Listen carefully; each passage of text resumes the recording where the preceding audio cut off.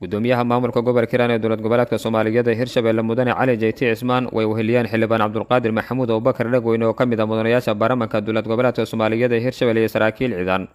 ayaa gaaray deegaanka Darde ee hoosaga degmada Jallaqsi ee gobolka Hiiraan kana mid ah deegaanadii ugu dambeeyay ciidamada dowladda iyo kuwa dawladda deegaanku ay ka saareen qawaariijta arxanka daran argagixisada Al-Shabaab. gudoomiyaha gobolka Hiiraan Cali Jeyti Cismaan iyo xildhibaan Cabdulqaadir Maxamuud Abubakar Dhagweyne ayaa kulan la qaatay qaybaha kala duwan ee bulshada ku dhaqan deegaanka Dardo. kulanka gudoomiyaha gobolka Hiiraan Cali Jeyti Cismaan oo la qaatay maamulka degmada Jallaqsi ee qaybaha kala duwan ee bulshada deegaanka Dardo ayaa ku saleysnaa isxogurays oo ka aadan xaaladda amni iyo midda nololeed ee bulshada deegaankaasi haysato oo ku urgalayay gudoomiyaha gobolka Hiiraan Cali Jeyti Cismaan iyo sidoo kale dardargelinta bulshada deegaankaasi kaalinta ay ka qaadanayaan halkan kadib u xireynta deegaanka ee lagu cirib tirayo haraadiga qawaariijta arxanka daran ee argagixisada Al-Shabaab ee ka socda deegaano hoostaga degmada Jallaqsi ee gobolka Hiiraan. gudoomiyaha degmada Jallaqsi ee gobolka Hiiraan Nuur Maxamed Absuga Nuur Reere iyo qaar ka mid ah qaybaha bulshada deegaanka Dardo ayaa madasha si wadajir ah kelmado soo dhaweyn uga soo jeediyay waxayna faahfaahin kooban ka siiyeen gudoomiyaha gobolka Hiiraan Cali Jeyti Cismaan caqabadaha haysta bulshada deegaanka Dardo ee loo baahan yahay in sida uu dhaqsiyaha badan wax looga qabto ayagoona bogaadiyay gudoomiyaha gobolka Hiiraan Cali Jeyti Cismaan doorka hogaaminada uu ka qaatay in laga dulqaado cadawgii dhowr iyo 10 sano ee la soo dhaafay haysta bulshada Dardo iyo nawaaxigeeda. maanta waxaa noo yimid oo marti noo ah gudoomiyihii gobolka Hiiraan gobolka oo xukuumadda ka mid tahay degmadan wax badan oo halkan ku soo jiray anta wuxuu joogaa koonihii Hiiraan waa gudoomiye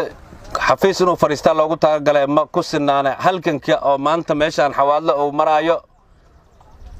ninkii soo curiyo waay wax kale la isku imaan waxa la isku yimid in la wada tashto lisxog waraysto meesha ay ka dhimantaa laga dhameystiro gacmaha la isqabsado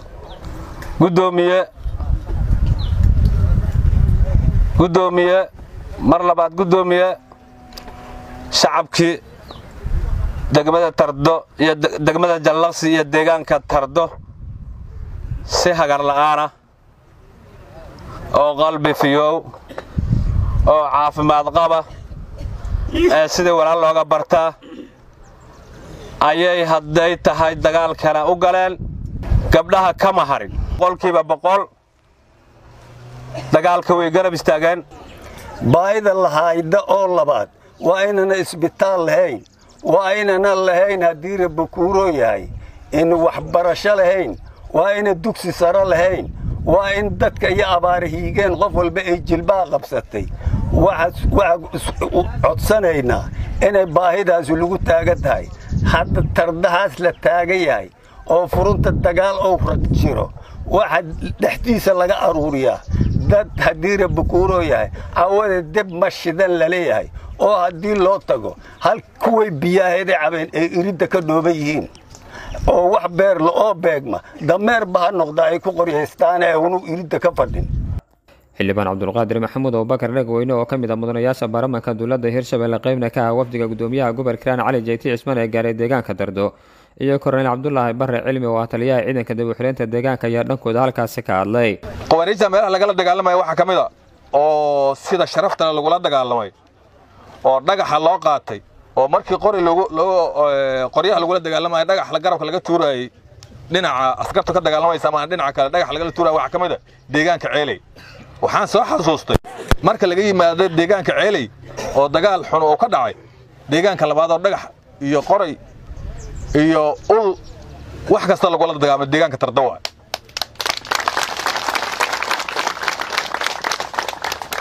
taas cid u malaysa been ma ahan ana ka cadaynayna dagaalka joogno waxaan rabnaa reer Dardood maadaama uu joogo gobolka gobolka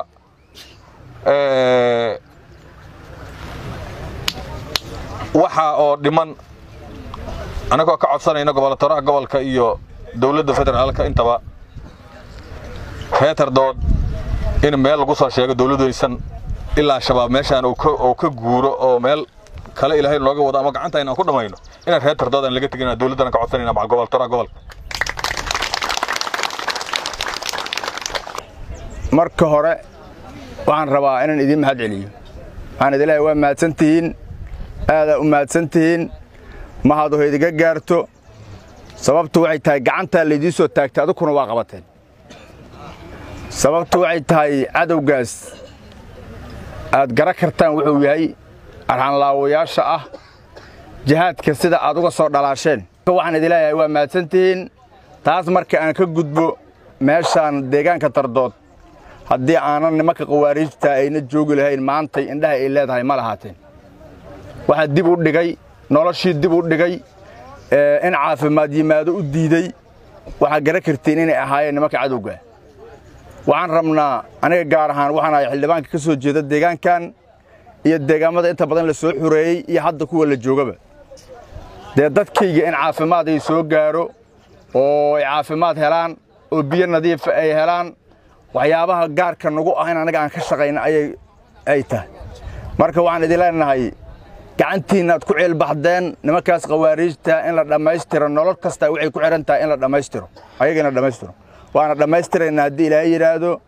sida wanaagsan oo aad qalbiyadiinna u muujiseen oo isku garab taagantihiin muddo yaraa noo dhiman inaad isku garab taagnaatiin horta marka koobaad waa iga codsanaynaa waxaan rabaa dadka deegaanka Tardood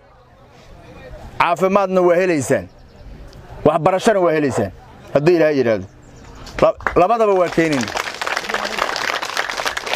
gudoomiyaha gobolka Hiiraan Cali Jeyti Cismaan ayaa bulshada reer Tardood uga mahad celiyay doorka ay ka qaataan halgan kadib u xireynta deegaanka lagu cirib tirayo haraadiga qawaarita arxanka daran argagixisada Al-Shabaab ee ka socda deegaano hoosaga deegaanka Tardood ee gobolka Hiiraan waxaana uu ballan qaaday gudoomiyaha Cali Jeyti Cismaan in wax laga qaban doono baahiyaha ay soo gudbiyeen bulshada deegaanka Tardood isagoo kula dardaarmay bulshada deegaanka inay ku dhiiradaan dagaalka lagula jiro qawaarita arxanka daran argagixisada Al-Shabaab ee ka socda deegaanada hoosaga Tardood iyo waliba gudaha Soomaaliya laga cabanayaa caafimaad waxa laga cabanayaa biyo waxa laga cabanayaa waxbarasho waxa laga cabanayaa baahiya laga cabanayaa biidnillaahi alkariim waxaan idin cadaynayaa haddii alla idmo qof shabaab intii nooshaan uma dhiman doono maanta meel ku qora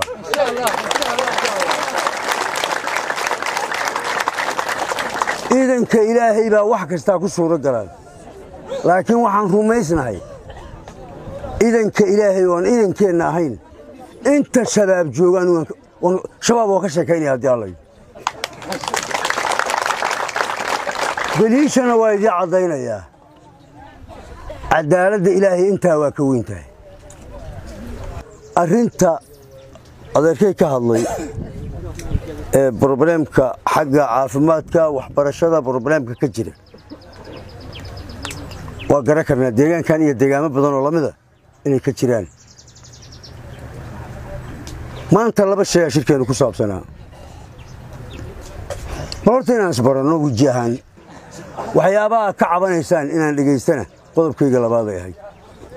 inaan idiin mahad celiyana waa rabi sida aad cadowga ula dagaalanteen ee aad u naafayseen ee aad uga qayb qaadateen ee aad dhallinyarada u soo dhoweyseen wiilashiinnii ah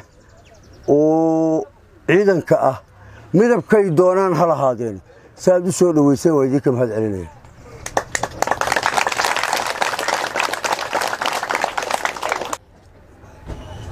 cadowga si aad isaga celiseenna mar labaadaan idinka mahad celinaya in lagu dhiiradana waa rabaa